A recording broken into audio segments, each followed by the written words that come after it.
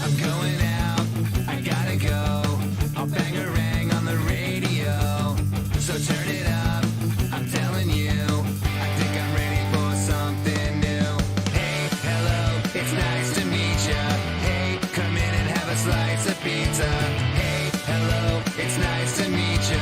Hey, come in and have a slice of pizza. You're listening to Pop Punk and Pizza with Jacques Lamour.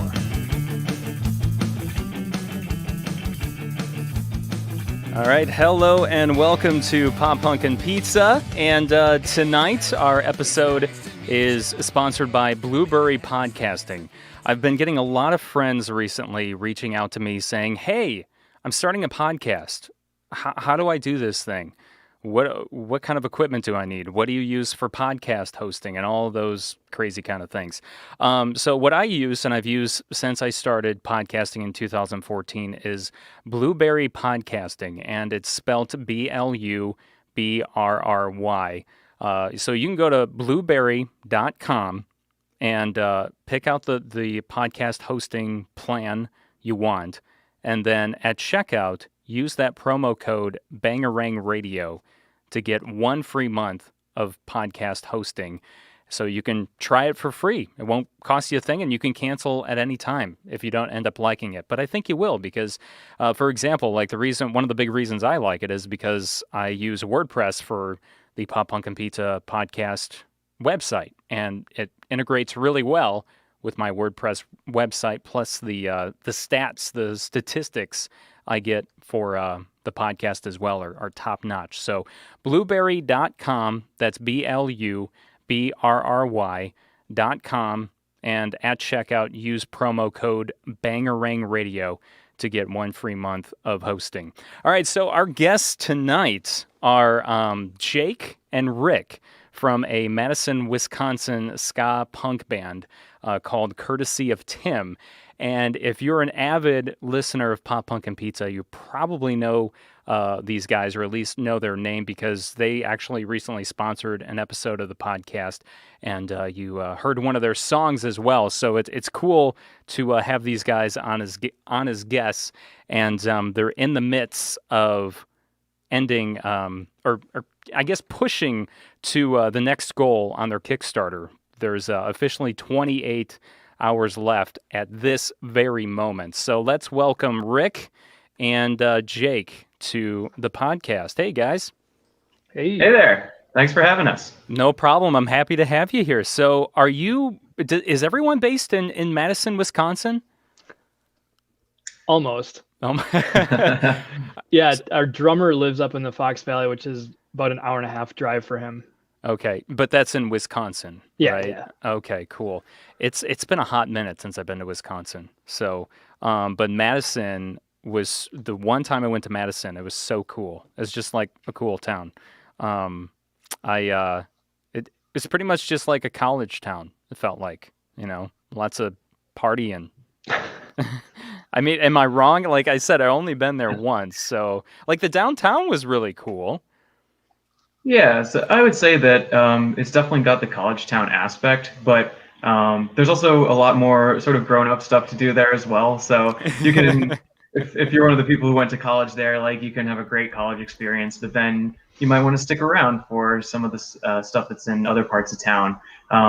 There's some, great music venues in town for both small and large acts, and some just really great eateries, bars, restaurants, and stuff. All across the isthmus, as it's referred to, just all over town. It's a great place to live. Yeah, I really like. There's a lake there too. What lake is that? It's 2 lakes. Yeah, there's Mendota and Monona. Okay. And there's actually quite a few scattered around as well. Waubesa, Kegonsa. But those are the 2 main ones. Yeah, I mean, it's Wisconsin. There's lakes everywhere, right? I mean, that was my family and I used to go way up to Chautauqua, Wisconsin, to go fishing every single summer, and they had like a chain of lakes up there. Like, I forget how many lakes were all linked together, but it was like, I don't know, I feel like at least 3 or 4 lakes all chained together. It might have been 6. I don't I can't remember, but Just can't keep track of that many lakes. yeah, I can't. Taylor's saying through. Oh, he must be talking about the different lakes in Madison. I'm assuming, right? Taylor McCarthy. Can you guys see his comment Yeah, there? Okay. that is the aforementioned drummer. Yeah. Oh, okay. Nice. So yeah, welcome Jake and Rick to Pop Punk and Pizza. I'm really stoked to have you guys here. Now let's talk about, since we're down to the wire almost, to the Kickstarter for your current record, which is Tomorrow Again. This Kickstarter is to help fund that, and Rick and I were talking while Jake was trying to get. We had some tech issues. Jake was trying to get some things resolved, and we were talking about like how awesome it is that you've reached or you've surpassed your initial goal of $8,000. You're at $8,600 right now. Yeah, that's kind of cool in a couple different ways. Like, one, this is our first foray into something like this, so it's like, what's really going to come back, we don't know. And then like looking at some of the other bands, like we've gotten some help from Flying Raccoon Suit, and I know Jeremy, who kind of put this together, referenced a couple other local mid-sized bands doing Kickstarters, and like they have like around 4,000 people follow them on Facebook. We're just under 1,000. So if you like use that as a gauge of what the fan base reach is like, it's like, okay, if we're only at a quarter, like, can we really get to a number that is close to like the same amount of money that Flying Raccoon Suit like requested for their Kickstarter? Like, this is going to be a bit of a stretch, right? Just based on that. But given that it's our first one, I think, you know, maybe there's some family and friends that are like a little more generous than they will be if we do this again. I don't think we're going to be able to wealth extract from people a second time for a few $100 a person. But that's actually not what most of it is. Like we did have some perks that were a few $100s. Like the cover songs are really popular. We sold all 5 of those and had requests for like to do 2 or 3 more. So those will come back when we do this again. So it wasn't just generosity, and it wasn't just, you know, people super, super close to us pulling this together. That's so cool. I'm trying to pull up what in the world the cover songs were. Well, they just are. They're not anything special on the Kickstarter. They're acoustic cover of your choice. Covers. Yeah, is that what you're talking about? Yeah, so it's whatever you want. That's so cool. Yeah, 2 are full band, and 3 are acoustic, which means it's just like not quite all of us are gonna do it. Yeah, I mean the acoustic cover of your choice sold out. That's you got all your backers for that. That's pretty sweet. And even for the full band too. I'm looking at it right now. So, wow. Yeah, that's incredible. I guess that's what you guys just told me though, isn't it? Whoops. Sorry. I wasn't gonna say it. I've had a long day. Like I'm on a new work schedule, and so like I feel like my brain is a little foggy, so I apologize for that. That just went whoop right over my head. Blame you could blame daylight savings time if you wanted to. Like, we're still close enough to that. Are we? Okay. Yeah, we could do that too. Yeah, you're right. Give a month's grace period or so. You got outs. I got outs, but really there should be no excuse on this. Now the song that Pop Punk and Pizza listeners are most familiar with is Human Resource, because that's been played on the podcast in the last month. I want to say it was last month, if I'm not mistaken.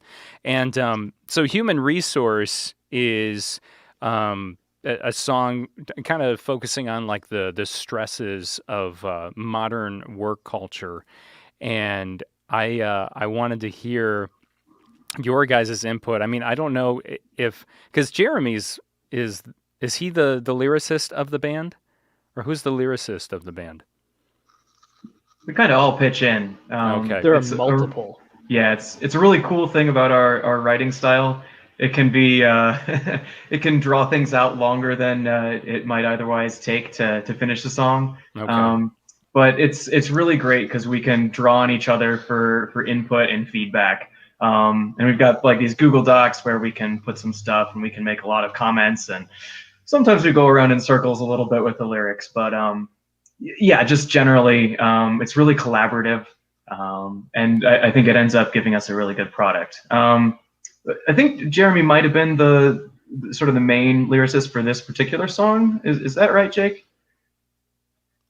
I don't know. There's definitely some parts that I'm like, that's my line. I couldn't tell you like for the whole song though, if who did most of the lines. Like, and the other good thing about me and Jeremy is like, I would write a bunch of stuff and Jeremy's like a really good editor for me. Mm-hmm. So it's like, that might be like essentially my line, but it wouldn't exist in that state if Jeremy hadn't like been my filter.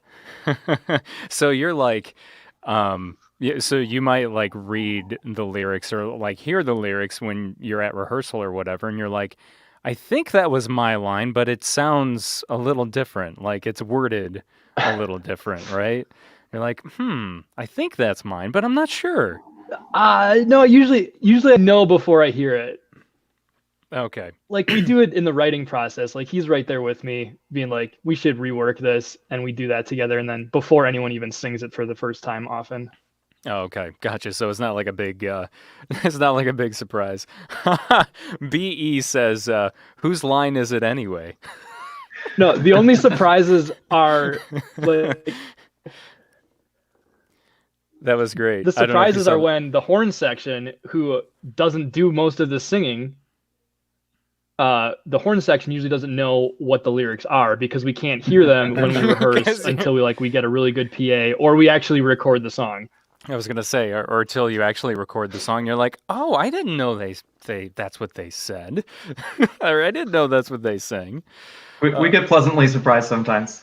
Yeah, but like getting back to the reason why I was asking is because like I was curious to hear like your guys' take on like the current working conditions for the average American, like what kind of spawned human resource. I would love to hear, like your personal experiences or just like even just your personal take on work culture right now. Especially, I mean, it's been changing vastly so much in the last year because of the pandemic, of course.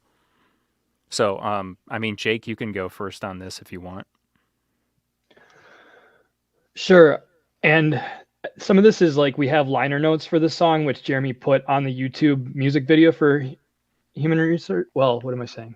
I'm getting my song switched up. Sorry. Okay, so Human Resource. We've got kind of two different trends going on right now. So like one, you've got the rise of the gig economy, and then two, you've got the last year of a pandemic where we're seeing a lot of squeeze on people too without like there's no help coming from the top on that. And so like it's making people ask some questions about what is the nature of work. We in the last run up to the presidential election, we had people talking about UBI and like these topics are out there, but like the reality still is that like you're expected to go to work. You need a certain amount of money just in order to even exist and survive. Like everything you do to live costs money. So it's like, it's a necessity, but right now, like we've moved so far away from like having job security or there's very little union power in the US these days. So it's like, all of that power is on the side of the employer, and it's just really, really tilted as far as we're viewing it now. And like that's just having itself out in human resource, where it's like human resource itself is kind of coming from like a specifically white collar place, but like this exists in blue collar as well. Oh, for sure. For sure. It's nuts like thinking about how the jobs that a person has almost, and you have to have jobs nowadays, right? You can't just have one, and you just like barely get by. And then you're supposed to save all this money for retirement, right? And for medical expenses and for housing and all this stuff. And it's like, I got no money to put in there. Like, I'm sure you guys can relate to that. Yeah, and just also the basic thing that minimum wage hasn't kept pace with inflation and the rising cost of common goods and services like housing. So fewer people have an opportunity to actually invest in real estate and have a home for themselves and whatever family they might have. So it's sort of a sobering look at where we're at right now and trying to say that at least, as an individual worker, your company doesn't own your brain, your dinosaur brain, and your job does not define you. Like you are more of a person than just what you have to do from 9 to 5 or 9 to 8 or what have you. Yeah, it's almost like going back to like the peasant days, right? You ever feel like that with any job that you've had in the past? You just kind of feel like you're just a little worker, little peasant in the you know, the whatever century the Dark Ages or the medieval times were.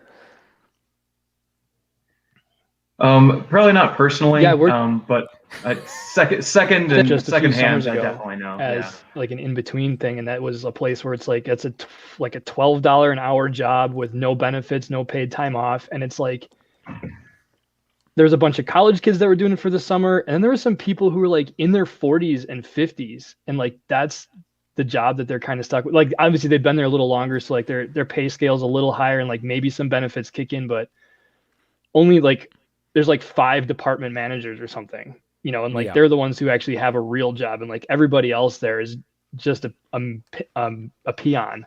Yeah, they're just a little pawn, and you know they can easily be replaced, right? Tomorrow, like no big deal. Yeah, I totally get you on that. So where does the dinosaur come in? Was it just like, okay, this is a fun way to embrace that, or is there something about dinosaurs and the working environment that I'm just not connecting my brain with?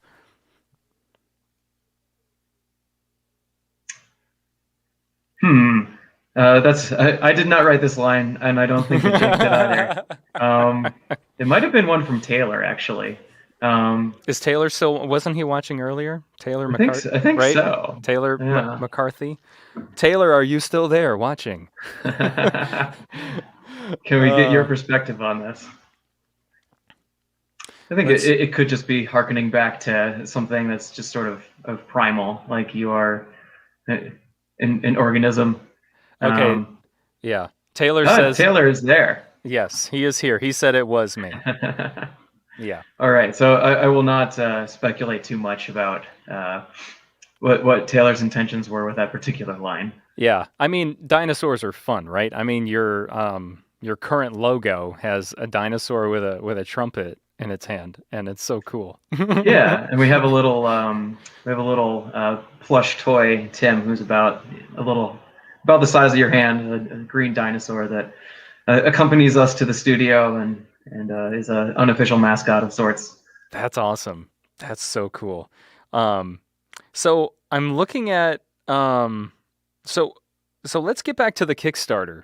You know, we talked about Human Resource, which I know is actually not the latest single because you've put out some songs since then, correct? Yeah, we released Canary about a week or two ago, which is actually the lead song on the album. And we also put together a music video for that, which we shot outside and in a COVID-safe manner while we were filming it. So yeah, that's the most recent one. And then Human Resource, obviously we had it played on here, and it was great to have that exposure.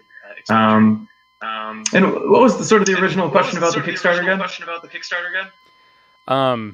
Sorry, I'm having some issues here.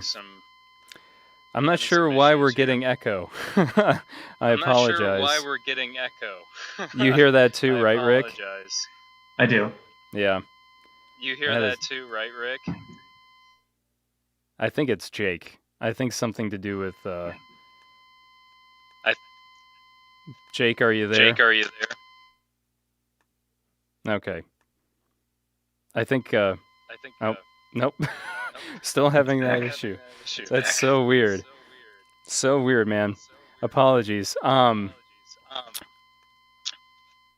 guess Rick, my question was for the Kickstarter, what are the pledges that are left currently? Gotcha. Yeah. So we started the Kickstarter in order to fund the album, which was quite a significant financial investment from the band and put us in the hole a little bit. So it's to fund that, but it's also to get merch out to everybody, and also to help us know how much merch to make. So we have some exclusive Kickstarter T-shirts on there. We have a Jurassic Ska bundle, which has sort of our our logo with the T-Rex Tim on the T-shirt there. We've got vinyl options. We've got CD options. We have a couple of things out there. You can get a drum lesson with Taylor, who you have all met in the chat. And you can do a vegetarian cooking session with Joshua. He went vegetarian over the pandemic and like learned a lot of recipes. He posts the stuff on socials, and it looks great. So maybe I'll just personally go out and get that too. I'd recommend it. And just simple stuff like stickers too, if you only have a few dollars to chip in. We did have some super awesome rugby short shorts, but unfortunately those did sell out. They were a hot item. So there's lots of fun merch on there. We're excited to get it out to you. Also, we have a stretch goal of $10,000 now. We did meet that $8,000 goal.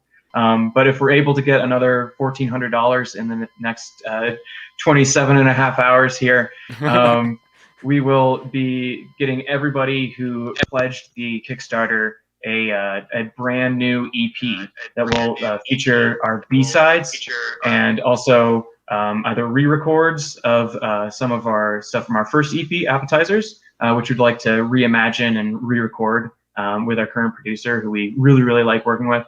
And then potentially some new songs that we're working on as well. Okay, cool. Let's talk about the I'm losing my train of thought now. I apologize. Let's see if do we have Jake back? I think so. Okay, yeah, there we go. I know we were there we go. Yeah, I know we were having audio issues with the echoing, but I don't hear it now. So, welcome back, Jake. Was it your earbuds causing the problem? Yeah, for sure. Oh, okay. Gotcha. Here we go. We heard from Taylor. He said the dinosaur brain line is a reference to the idea that you are more than a worker, that you are a human, but also an animal which is being squeezed into a unnatural role to work, which is kind of what you were saying, Rick, right? I think I was articulating that very, very poorly. So thank you, Taylor, for stepping in. yes, thank you for that, Taylor. And that's something that I think about quite often is that I feel like we as humans forget that we are animals. Like at the end of the day, we're animals. That's just plain and simple. Whether you like to admit that or not, we're animals, right? Or am I wrong? I'm no scientist, but I thought I learned somewhere along the lines that humans are animals. Yeah, and we have all those basic needs that we need to have fulfilled before we can, start to use the things that maybe differentiate us a little bit more from other animals. Yeah. But if your basic needs aren't being met, if you aren't able to, if you're working 12 hours a day and you don't have any time for yourself to rest and sort of invest in yourself, then it's going to be hard for you to engage in things that are meaningful and stimulating to you. And sort of tied to that, if you're working that much, there's just fewer opportunities for you for just general advancement. It's every day is sort of scraping by. Yeah. So just sort of thinking about this song in terms of like the necessity of a work-life balance and paying people a wage that allows them to actually live and not just survive. Yeah, and that's what I love about courtesy of Tim is there's you're pouring in that fun ska punk sound that we all grew up on, but the topics are kind of, because I always felt like the second wave of ska was a lot more serious, right? The topics, everything, the bands were so serious. And then third wave came around, right? And it was just like silliness all around, right? Not completely, but that's kind of what the mainstream, labeled it on, and then to have bands like Courtesy of Tim come around and just like mix those two things together, it's a beautiful thing. Thanks. Yeah, I don't want to give ourselves too much credit. Like we didn't invent that. No, I know you didn't, but that's why I said bands like. That's why I said bands like Courtesy of Tim. Yeah. You know, because there's more than Courtesy of Tim for sure that is doing that. You know, the blending of the many different waves and variations of ska and you know, punk music. So, we do laugh about that where we're like, hey, this is another song that like sounds happy, but then when you pay attention to the lyrics, it's something else. Like, wait a minute, this is actually really depressing. We have quite a few of those, Yep. but I think it also is it's helpful to be able to have a message that is very, well, I'd like to say profound is what we're going for. But something like that can be packaged in something that's also just fun to listen to. So I think that can be a good dichotomy in order to get a message across. But also, you know, it's not just some sort of doom sounding song, though I certainly listen to that type of music sometimes too. It's nice to have a little bit of pep too, and it's nice that we have some of our B-sides and stuff as well that we can you know, just play at a show and they're straight up fun as well. Yeah. Oh, yeah, for sure. Definitely. There used to be a ska festival in Wisconsin. Was it called Skapleton or something like that? Is that still a thing? I mean, I know with the pandemic, obviously probably not like the last year, but I wasn't sure like before the pandemic that was still a thing or not. No, it fell apart a few years before that. Jeremy actually knows the intimate history because that actually happened. Like he and Taylor live minutes away from that. Okay. Yeah, I just always remember that being a thing when I was growing up. That was like a big thing. Like even down south of Chicago, like you would, you know, you'd read about it, and there'd just be like this gathering of. So you guys did not go to the right? It was called Skapleton, right? Am I saying that right? I'm not even sure. Yeah, that's it. So neither of you. Right. So neither of you guys were there, or ever went to that. No, I was out of state in college, and Rick was not from Madison prior, so we both kind of missed the timeline on it, I think. Yeah. I was just curious. That's my random thought for tonight. I know that completely just went away from like what we were just talking about, but I just randomly thought about, oh yeah, there used to be this ska festival in Wisconsin, you know? And yeah, I was just thinking about that. Now, you mentioned Joshua. Now, what does Joshua play in the band? He's our bassist, and also he's one of our vocalists. Okay, so Joshua is the vegan or vegetarian? Vegetarian. Vegetarian. So what are like, has he made like any meals for you guys as of late that are really interesting or really yummy or? COVID has made that tricky. We've had to just feast with our eyes only. But he makes these breakfast scrambles that just look gorgeous. And I love breakfast. Looking at his spice rubs and everything, I'm just like, I'm gonna copy that. So, has he? Sorry, go ahead, Jake. I don't know if what he brought to the last Mario party that we had. That might have been on the cusp of becoming vegetarian. But he makes really good ramen bowls. That's been his big thing. Okay. So like goes all out on those things. Yeah. Yeah, that's a popular thing right now. Ramen restaurants or just people making their own ramen at home and not the actual packaged stuff you get at the store. Yeah. And I have yet to go to one of those restaurants, but I feel like I'm going to be doing that sometime this year because I want to check that out. So what do you guys are you guys ramen? You got to be ramen connoisseurs. You're in a DIY ska punk band, right? Fueled by ramen? There you go. Fueled by ramen. I like how we're talking about ramen instead of pizza, but we'll get to the whole we'll get to the pizza thing. I promise. So yeah, how do you like your ramen? I've not delved too far in there. Like, I was in Little Tokyo once and had one there, and it was super good. But like, I don't like doing stuff that's that noodle heavy, so it's not a common thing for me to frequent. That's what she said. Sorry.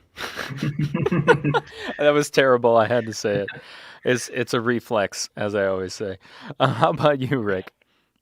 I certainly wouldn't say I'm a connoisseur of that exactly, but as an omnivore, generally something with a bit of the meat base in there. And I do love things that are noodle heavy. I tend to like things that are maybe in a bit of a sweet sauce when it comes to sort of Asian noodles in general, which is a vast group with many subcategories, of course. Yeah. But definitely not a connoisseur, but I could go for a fancy ramen bowl from time to time. So what when it comes to pizza, where are you guys at on pizza? You want to see mine? You got? Oh, that's right. I forgot you made a pizza before we went on, right? For the podcast. That's right, for the podcast. Let's see this pizza. I wish I could smell it through the...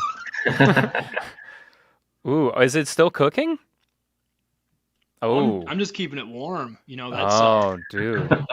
You should... I didn't want to be rude and eat while I'm in a podcast. I mean, technically, before COVID, that's what we used to do. Seriously, we would eat pizza together on the... Well, not always. I mean, because sometimes I would have phone interviews and things like that. But for those of you watching or listening for the first time, I would go to band shows, or they would come to, my little studio setup when we would have pizza and talk. And that was, they're eating pizza while we're recording, So yeah, like seriously, Jake, don't wait, man. Don't leave that pizza lonely, because a couple things could happen to it. It could vanish into thin air. I mean, I don't know if there's anyone else where you're at right now. And even if there isn't, I mean, you get the right person walking by, they're going to break into your house and they're going to steal that pizza, So, and it's mostly safe because Joshua lives here and he's vegetarian, and that pizza is a Supreme, so it's got some meats on it. Okay. Yeah. Then maybe you're safe as far as that goes. I mean, BE is saying dive in. So, if you needed another reason or another push, I mean, there you go. I saw someone in the chat, like when it first started, like they had set up to watch the podcast, and they had their pizza and their beers ready to go. Oh yeah, Veronica. Veronica from the After Hours review. She is she's the best. She's awesome. And or no, that was not the comment. It was... Oh, yeah, and then Jake Vaughn said that too. Got my pizza and ready for some entertainment. But here's Veronica's comment. Yeah, pizza ready, beers ready, let's go. So I don't know if she's still with us, because she actually had a live stream to do tonight as well. So, but it meant a lot that if she's no longer here, that she was with us at least for a little bit. So, yeah, you got a Supreme pizza at the house right now, Jake. Is that your go-to, or is that just what you had? Yeah. No, Supremes all the time. Like, I want to pretend like they're slightly healthy, so it should have vegetables somewhere. That's the concession I make with myself. Yeah, that's funny. How and then about eat the whole thing. Right. Yeah, that's my problem. If I make a pizza, a full pizza, frozen pizza by myself, I have to really do some talking to myself to say, okay, you're only going to have 2 slices. You're not going to eat half of it. You're not going to eat, 3/4 of it. How do you cut it? Well, I cut it in triangles usually. What do you cut yours in triangles at home, or is it squares? What's that? Oh no, I cut it in quarters. You cut it in quarters, so just like 4 big, So you end up just eating the whole thing then, or do you like try to just stick with Almost 1/4? No, it's either 3/4 or all of it. Sometimes I stop at 3 and go, "Am I full?" And then I go, that other quarter is going to be a great bedtime snack or a great first thing to eat in the morning. Yes, yeah, that's what I think too. But BE also knows what I'm talking about. That prep talk. Yeah, I literally have to tell myself that, okay, you're only going to eat a portion of this, and then you're going to eat the rest later. Think about it. You can have like 4 meals out of this thing. Save some money and try not to gain the pounds, kind of deal. But yeah, let's finally get decadent. or you just do that. With the pandemic we're in, we've been doing that for like a year now. So I know I'm definitely guilty of that. But let's get to you, Rick. Before you move on? Oh, okay. What's up? I'm important piece of facts. He's laughing. I'm just glad to know that the name of the podcast.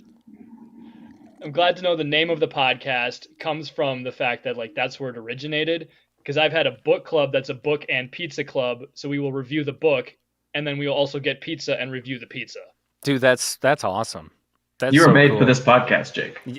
I was gonna say, man, you're in the right place. Set yourself up for success. That's so cool. Yeah, a lot of people, I feel like that maybe just hear about the name of Pop Punkin' Pizza or just vaguely know about it, think the reason the podcast has the name is because of the whole aesthetic with pop punk and pizza being so related to each other, but it's actually because we literally used to, talk about pop punk and eat pizza together, So yeah, that's cool that with your book club, it's the same thing, you, it wasn't just oh, this sounds cool, we'll just call it this. It was actually you read and you eat pizza. So that's cool. Yeah. And I was going to say we lost Jake's camera, but I think we can still hear him. Maybe. Oh, yeah, you can. This is just me cutting the pizza. Oh, he's cutting he's got to cut the pizza in private. It's a very private thing. I don't know if you make sure no one else is watching you during that moment, but it is a very special, sincere moment for sure. My girlfriend Lizzie Yolich, she is a librarian. So Jake, she wants to be a part of this this pizza book club. So just so you know, we'll have to we'll that connect. could be. Yeah, we'll connect. Yeah, we'll have to. We'll just come up weekly to Wisconsin for the book club. She actually has a friend she visits once in a while in Wisconsin, but she's literally just over the border in. Now I'm forgetting the name. I can't remember now. Beloit? Probably is Beloit. Yeah, it might be Beloit. I think it's Beloit. I don't know why I'm forgetting all of a sudden, but either way, it's literally just over the border. So, yeah, Beloit. Yep, there it is. Thank you, my dear. So yeah, let's finally get to Rick. Let's hear Rick's side of pizza. Are you into what's really big right now is the vegetable crust, the cauliflower crust kind of thing. I'd say I'm pretty traditional when it comes to different sorts of crust styles. I think just standard good bready crust is good. I imagine you've probably had the pineapple debate at some point on the show.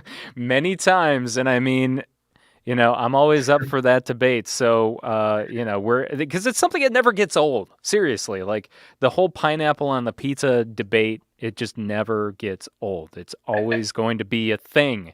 So yeah, where do you stand on that, Rick? Everyone has an opinion on it, right? I'm very pro pineapple. Okay. The sweetness with there we go. The saltiness and the. I got to give you a round of applause for that. Just makes for a really good flavor profile, especially when you mix it with another sort of salty topping like a ham or a bacon or something like that. That can be really good. However, I will have to say the best pizza I have ever had was in Naples, Italy. It was from just a little shop that was, just on the side of the road somewhere. And it was €5 for, a whole big pie that would have cost like $12 or something from a solid pizza restaurant here. Man, that was a surreal experience. I didn't know that it was just a margarita pizza. So it's just, it was crust, sauce, and big old blocks of fresh mozzarella. Man. And just had this really soft, pliable crust that was just like, it like sort of melted in the mouth, really. And that was one that it was really easy to eat the whole one of. Dude, you're killing me right now. I'm wanting it too. So. That sounds so good. You cannot beat fresh mozzarella. Like, you just can't. There's nothing beats it. Fresh cheese is just so good. Let's check in with Jake. Jake, how's the pizza? He's got a mouthful, so. Dude, if I didn't have pizza while Rick was talking about pizza, like, I might have to leave this podcast. That's cool. I mean, maybe I need to start like incorporating the pizza eating thing again. I just kind of gave up on it with the pandemic, but maybe it's time to just be like, you know what? Who cares if we're not actually in the same room? Let's just do it anyway. So you're inspiring me, Jake. Thank you for that. Well, so what is the brand, by the way, of that pizza? It's what? This is a Palermo's. Okay. Yeah, I'm familiar with Palermo's. I don't know if that's a regional brand or a nationwide brand. I want to say it's probably regional, but I could be wrong. I think it is regional. Yeah. I doubt you could go to Massachusetts and find that. I mean, I can find it here, but I'm not that far from you guys. So in the grand scheme of things, we're both in the Midwest. So, Right. But there's a pizza maker in my hometown of Manteno, Illinois, and they make the vegetable pizza crust, the cauliflower, and I think there's a couple other variations they have, and they come up with all kinds of crazy different flavors and concoctions, and it's called Urban Farmer. If you ever run into that at the store, it's made in my hometown. It's pretty cool. I think it tastes good. It's obviously more expensive, so I don't buy it too often, but it's good stuff if you ever get to check that out. So Jake, what is your opinion on pineapple on pizza? My opinion is that if it's a pizza, I'm going to eat it. Yes, that deserves a round of applause as well. Definitely. Yeah, that's exactly how I feel about it. And in all honesty, if a pizza was going to be ska, wouldn't it be a pineapple pizza with, ham or bacon or pepperoni on it, right? I mean, let's be honest here. You need to throw as many elements into as possible to simulate the vast number of band members that are in a ska band. Oh, so we need more toppings than just pineapple and ham? We need at least 6. Okay, so what else are we going to throw on this? So let's say we got pineapple and ham. What else are we going to throw on a ska pizza? I like Little Onion. I feel like Okay. that. All right, so we got gives a little onion. crunch. Okay, that's 3. Yeah. What else do you think, Chick, should be on a ska pizza? Which subgenre of ska is this pizza? We're talking like it's really ska wavy pizza at this point. Ska-core would have some hot peppers on it for sure. Oh, ska core. Yeah. Yes, right, exactly. Yeah. Wow, that would really talk about combining all different types of flavors. Holy cow! Yeah, so you got ham, pineapple, onion, and peppers. That's 4. Let's see. What? So we're representing what at this I think point? that's going to be on a thin crust. It's either a thin crust or like an in between kind of crust, right? You know, like a maybe not a pan, but like maybe what they call like a tavern style, or is tavern style considered thin? I don't know. You may be getting beyond the depths of my crust knowledge. I'm thinking, would we put another meat topping on there, or would it just be ham? Some bacon and ham. Some bacon and ham. Okay, so we got to double up on the ham. So that's 5. So we need one more. I feel like bacon and ham is like us having a trumpet and a flugelhorn. They're a little bit different, but you can tell them apart, but they're pretty similar. And that's what I love that you brought that up, because that's what you have in Courtesy of Tim, right? Absolutely, yeah. And that is that Jake or is that Rick? I'm the flugelhorn. Okay, so What is the big difference? Let's talk about that. What's the big difference between the two? Or is there a big difference at all? So when it comes to the tone, the flugelhorn is a little bit more mellow. So the reason why I was a sort of a trumpet player originally, but when one is a trumpet player in a jazz band for a long period of time, one often acquires a flugelhorn, as that is sometimes required. I was going to say, you're the only ska band I can think of that has one. You know, like I can't think of. Not that I know all the ska bands in the world, obviously, but you know. So there are a couple of tracks on the album, "Hang-Ups and Hangovers," which is the first single from this, and "Here's the Thing, Winnie," that we actually have Beck, who was our tenor sax player before I showed up. And he actually did the art for us too on the album. And he does art for the shirts as well. So he's still very much involved, but he had left for a job across the country. So there was a sort of a middle horn that was lacking. So actually, I was on an Ultimate Frisbee team with some friends from work, as you do in Madison. Of course. Ultimate's pretty big here. Yeah, no, it's big down in the Chicago area too. Believe me, I've got friends that are pretty hardcore about it. So, yeah. Yeah. So we were not the hardcore people, being a group of folks from work who were sort of trying it out for the time. But we joined the league and we did okay and we learned a lot. But we were having some drinks after one of our games, and one of my coworkers was like, we were talking about music styles because there was some karaoke going on, I think. Okay. And they were like, what about ska music? Does anybody like ska music? And I was like, oh yeah, I'm pretty into that. And I also play trumpet, and I'd be really interested in like finding a band around here. I just haven't been able to find anything. And she was just like, you know what? I happen to know one of my friends is in a band. I will connect you with him. So networking for the win. So actually that was, and Jake was the person that she put me in contact with. So, okay.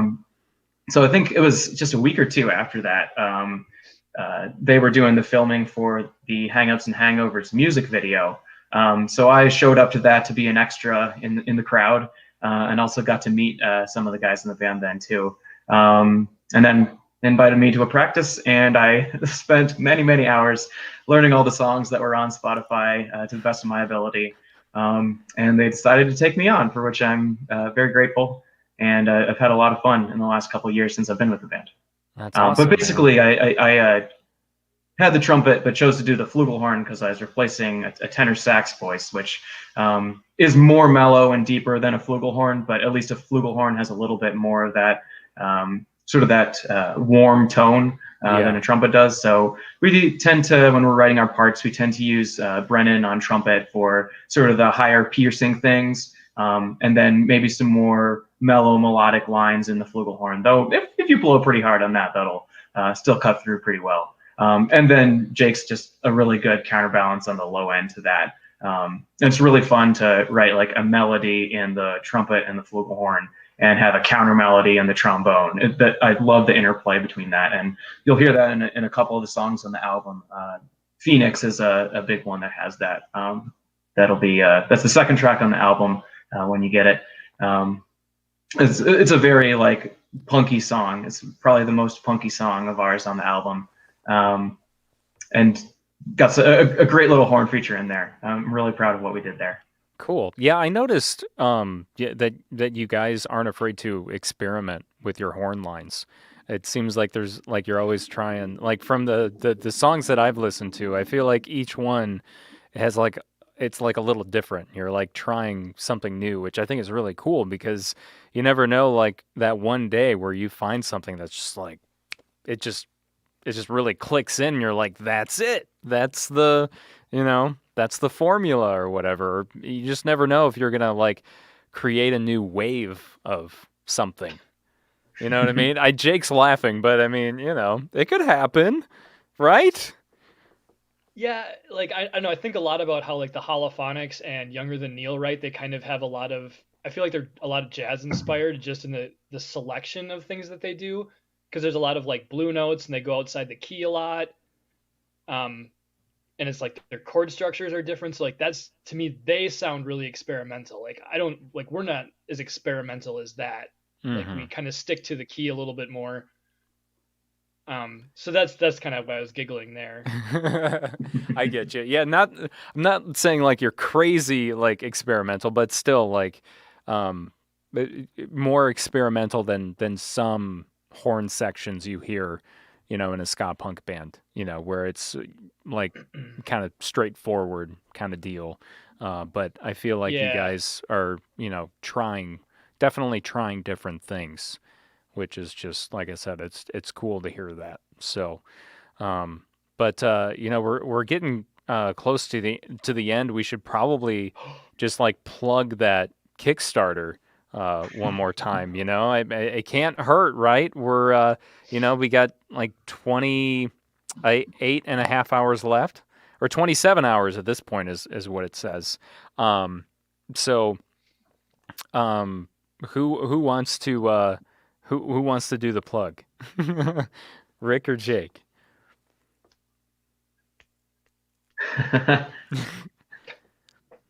Does this mean I do it, or does that mean that you do it, Jake? You guys playing rock, paper, scissors? Sort that out. Oh, that's great. Yeah. That's great. You go ahead, Jake. Okay. So cool things left on the Kickstarter is we can still, obviously you can still get the album if you haven't already backed it, but we've added things where, and Rick mentioned this before, you can get us to start, oh my God, can't talk. We're going to do an EP like that we haven't done yet. It's probably going to be re-recorded, reimagined B-sides from some old stuff, so we can get that on a new one, and it'll sound great because it'll be with our new producer, who's like a much more professional sound than we did on like the original EP. So that's what's an exciting thing. We've got some cool merch stuff, like there's beach ball sunglasses that are branded with our stuff, in addition to like the t-shirt you can only get on Kickstarter. We'll have the album on vinyl, and then an EP that we just released like a month ago also on vinyl is out there. Wow, man, that's awesome. Lots of vinyl.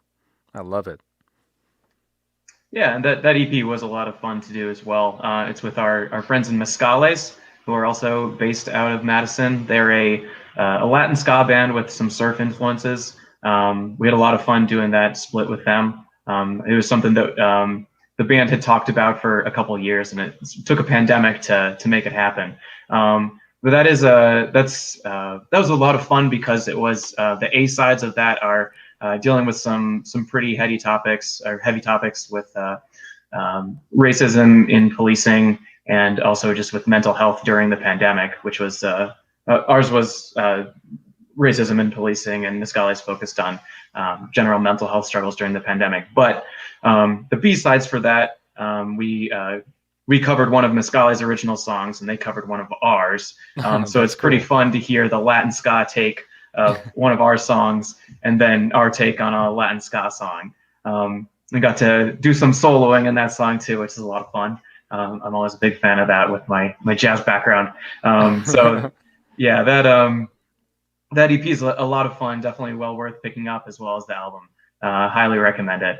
Really proud of that, and just check out Niscali's too. They're a great group, and we love playing with them, and we can't wait to play with them and all the other bands that we've been with, been missing for the last year or so here.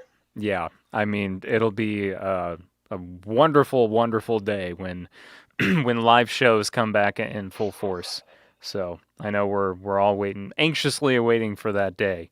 So yeah, I'm super excited for you guys that you are, you're past your goal, but you're trying to get to that extended goal, and everyone needs to go over to Kickstarter right now and type in "courtesy of Tim," and you'll find that Kickstarter. And even if you can just do, the smallest backing, do it. Yeah, every little helps. Exactly. So all about helping you guys reach your goal, and best of luck to you guys on breaking into that next goal. Yeah, thanks. So, yeah, you're welcome. Let's see. I think that wraps things up. Anything else, guys? I think that's. I don't have anything. Jake, do you? Only two things. Just to go back to Niscali's, it's like I always want to plug a band, but like give people an idea of what they sound like. So we've said they had a little surf rock. They're also got a bit of a two-tone feel to them as well. So if that's kind of the stuff that people dig, then that's what you should be checking out. And then as far as the album goes, if people are thinking about backing that, 5 of the 9 tracks that will be on that album are out on streaming. So you can get a really good sense if like you dig our sound or not. It's not going to be you throwing money blind. So yeah, check it out. Be an informed buyer, There you go. We think you'll like the ones that aren't there yet as well. I agree. Or, just live life on the edge a little bit. And just kind of put a feeler out there. Throw a caution to the wind. Yeah, YOLO, as Jake just said. Yeah, little YOLO action there. Oh my gosh. All right. Well, Rick and Jake, it was great to meet you guys. Thank you so much for being here tonight. Yeah, you too. Thanks so much. Have pizza with you anytime. Yeah, I mean, I hope, you never know. One day we might be able to do it in person, or the next time we do this virtually, I'll make sure that I got a pizza going, and Rick and maybe Jeremy can join us next time. So. Sounds like a plan. Awesome. Well, you guys have a great rest of the night. Yeah, you too. All right. Thanks, guys. Thanks. Take care. Yep. All right. Thank you once again to Rick and Jake of Madison, Wisconsin-based ska punk band, courtesy of Tim. It was so great having them on the podcast tonight. Please back their Kickstarter. At this very moment during this live stream, as we just talked about, there's 27 hours left to back that live stream. And even if you're listening to this episode and it's weeks past the Kickstarter ending, you can still look up Courtesy of Tim on Spotify and stream the heck out of their debut album, which is called Tomorrow Again. So please support them. I thoroughly appreciate that. And also, this episode of Pop Punk and Pizza has been sponsored by Blueberry Podcasting. So if you're thinking about getting into podcasting, or maybe you already have a podcast and you're just wanting to try a different hosting service, give Blueberry a try. Now, that's spelled Blubrry. It's the service that I've been using since I started podcasting 7 years ago. Go to blueberry.com, and when you choose your hosting package that you want, just put in that promo code at checkout, Bangarang Radio, and you'll get 1 free month of hosting. And I guarantee you'll love it. And if you don't, then that's it. There's no obligation. You just get 1 free month, and you can cancel at any time. So blueberry.com, that's BLUBRRY.com, and promo code Bangarang Radio for that 1 free month of hosting. And if that's something you need help setting up with, if you need help setting up your podcast or anything like that, have any questions about podcasting, I'm not by all means the ultimate expert of podcasting, but I'm here to help. I've been getting a lot of friends approach me lately through Messenger and things like that saying, I'm starting a podcast. What do I need to know? And I'm happy to just at least give them the knowledge of what I know. So blueberry.com and promo code Bangarang Radio. I'm Jacques Lamour. It was so great having you here tonight. Or if you're happening to just be listening to this episode later on one of the many podcast platforms, thank you for your love and support. If you want to support the podcast further, please give me a positive rating and review wherever it is that you listen to podcasts, especially on Apple Podcasts. It really does go a long way. You can subscribe, follow us and all that stuff, because I know Apple Podcasts is changing it from subscribe to follow, and we now have a live stream of the podcast every Wednesday night, 7 p.m. Central Time, on our Facebook, Twitch, and YouTube accounts, and it just kind of beefs up and gives a variety to those that would rather watch a podcast instead of just listening to it. You can just go to YouTube and watch it on the Pop Punkin' Pizza YouTube channel if you wish. So if you want to do all that stuff and then check out the merch we have at poppunkpizzapodcast.com. You can also sign up for our mailing list, or maybe you want to submit your band to be a guest on the show or to play your music. You can do all that stuff at poppunkpizzapod.com. And if you are going to go to our merch store, make sure you use that promo code POPPUNK to get $2 off your order. So the next live stream and the next episode of the podcast that's going to be happening is April 21st. We're going to be talking to Luke of Calling All Captains. So that will be live Wednesday, April 21st, 7 p.m. Central Time on our YouTube, our Facebook, and our Twitch accounts. So be ready for that. And the podcast version of that live stream will be available the following Thursday, just like this live stream we just had with courtesy of Tim is going to be up on all podcast platforms tomorrow. So have a great rest of the night, and thank you for tuning in, and have a great rest of the week as well. See you next week. I'm going out, I gotta go. Whoops, I hit the wrong button.